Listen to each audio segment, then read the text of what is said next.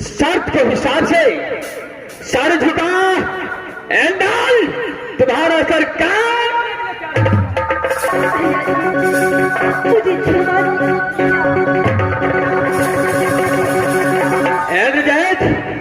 इस पर क्षमा की कोई बात नहीं है। जिस हिसाब से मैंने शर्त रखा शर्त के हिसाब से तेरा हाथ से गेंद हराया है। तुम्हारा पास अगर गेंद नहीं है तो चलो सर सरकार एंडल सरकार।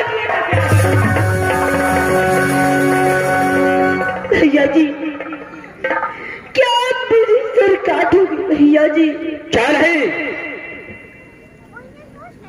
भैया तो एक पाठ को दो टुकड़ी करके पाठ को खाने वाला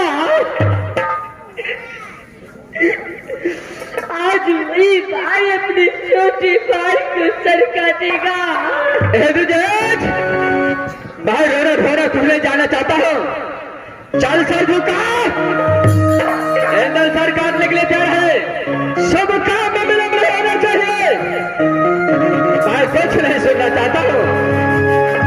भैया जी मैं अपनी सर झुकाता हूँ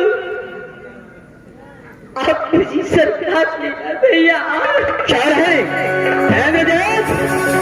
चल सर झुका एंडल तेरा सर काट। चल सर झुका सर झुका एंडल सर काटने के लिए तैयार है। शाबाश दुर्गा इस बात है छोड़ो भाई इंद्रजीत को। इस बात के अंदर सर पे धरा करता रहा सहारा रहा। मैं इस बात इंद्रजीत को सर काट रहा हूं।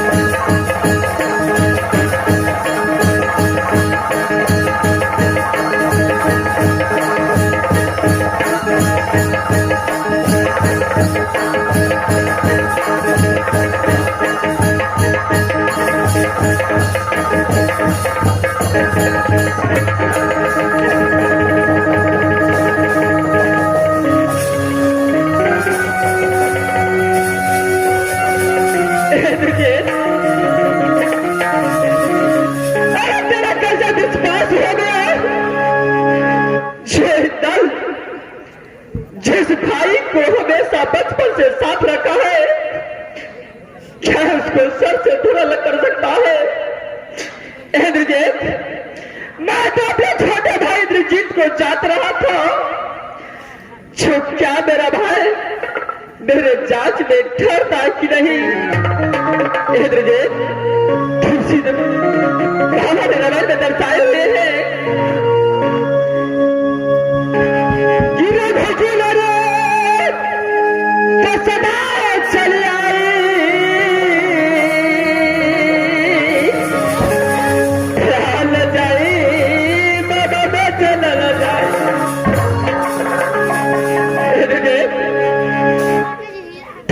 बचन को रखा और अपने भाई को यात्रा में ठहर चुका है। सहोदर भाई इस दुनिया में नहीं मिलता है इसलिए मेरे भाई तूने जांचा और तूने मेरा जांच में ठहर गया। इस वक्त मैं तुझे जांच चुका हूं जो यहां से हम दोनों भाई मिलकर के बाग के अंदर एक अच्छा सा फल ढूंढा है उसका बाद बासुरार को हवाले करना है। भैया जी भैया बोल मेरे भाई एक बात बोलता हूं साथ दुश्मन को ऐसा परीक्षा भैया।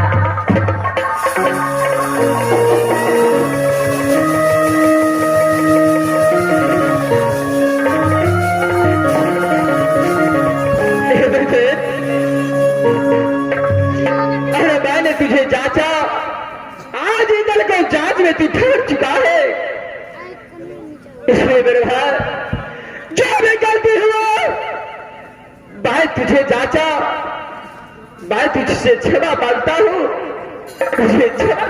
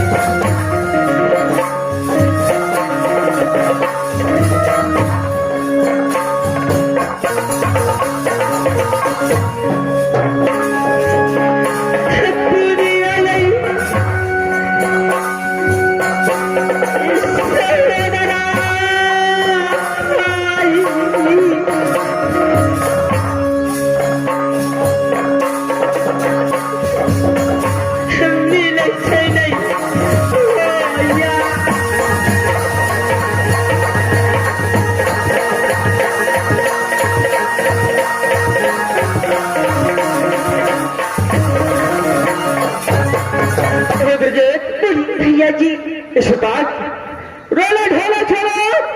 मैंने जांचा, तूने जांच में धर गया। महासेना ने आते से बोला था चल बाग से एक अच्छा सा फल लेकर आना। क्यों नहीं भैया जी? ताकि 3600 प्याज मिल करके राज मोहम्मद के अंदर प्रसाद समझ कर बांट। क्यों नहीं भैया जी? इसलिए मैं बाग के अंदर ढूंढे जो 600 बाग में कौन सा फल है उसे तोड़कर मां सोना को पास। ठीक है भैया जी, उस फल को ढूंढते हैं भैया जी। चलिए भैया जी, चल है, चलो ढूंढते हैं। चलिए भैया जी।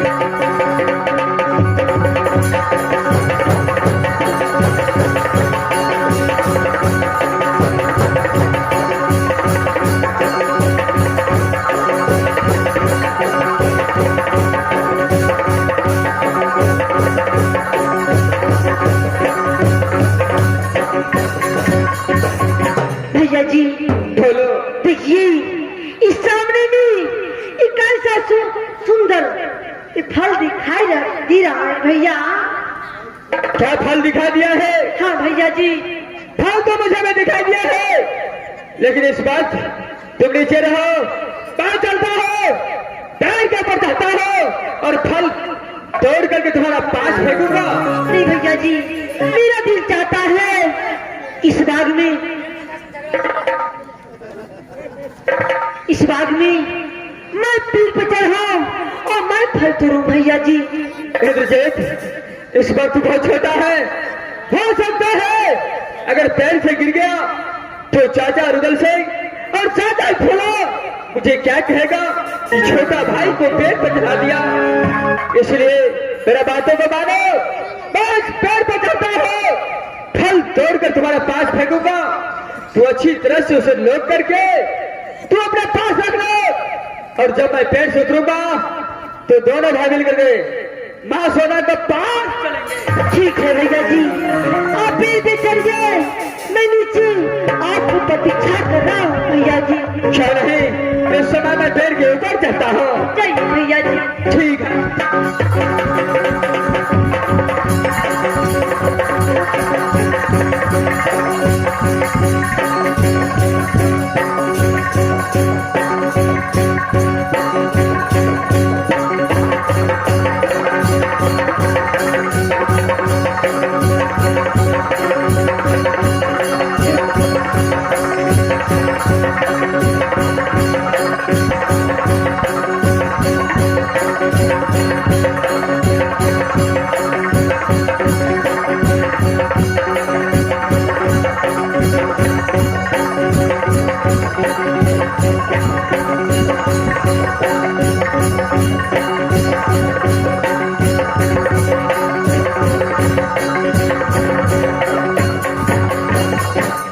इस वक्त जो है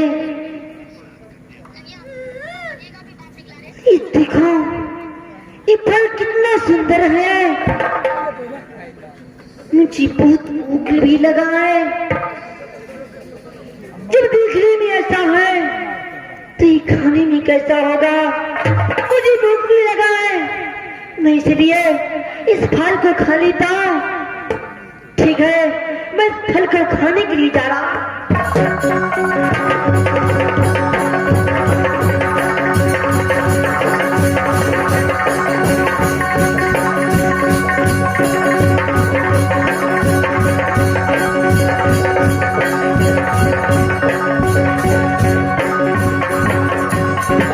ब्रिजेट,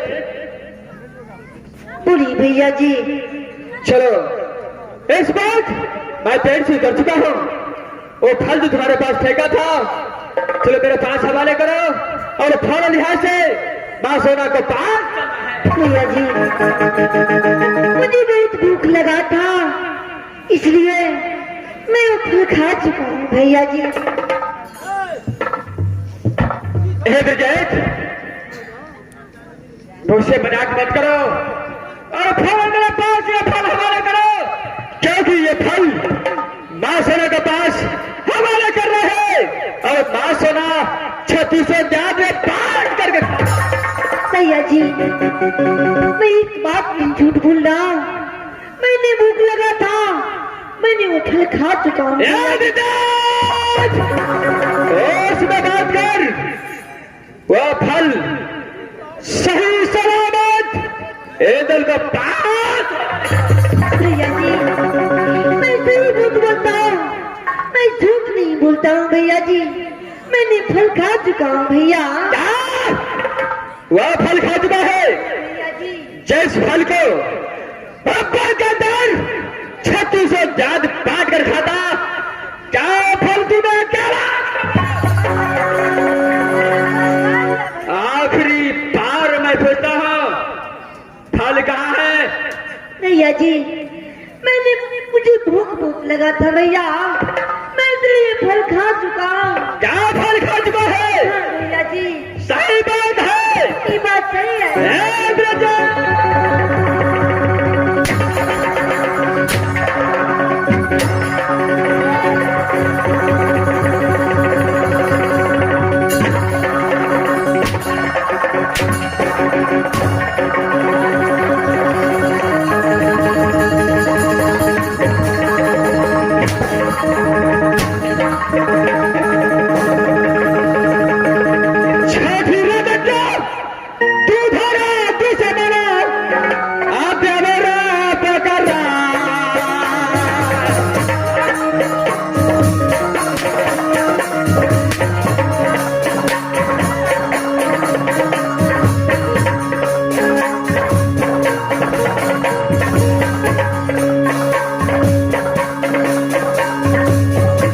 जिस फल को पापा के अंदर 3600 जात बांट कर खाता, उस फल को खाना बस ज्यादा नहीं, अकेला खा गया।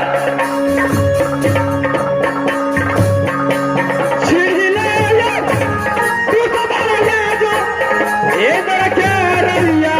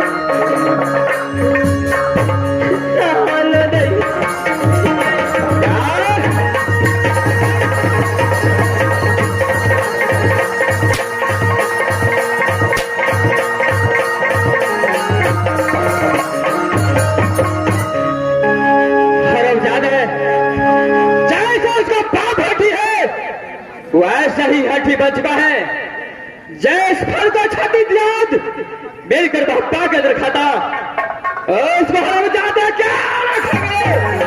मैं उसे कदापि छोड़ नहीं सकता हूँ, मार मार कर बेहोश कर देता हूँ और बाग में छोड़ करके उसका बाद बारसोना को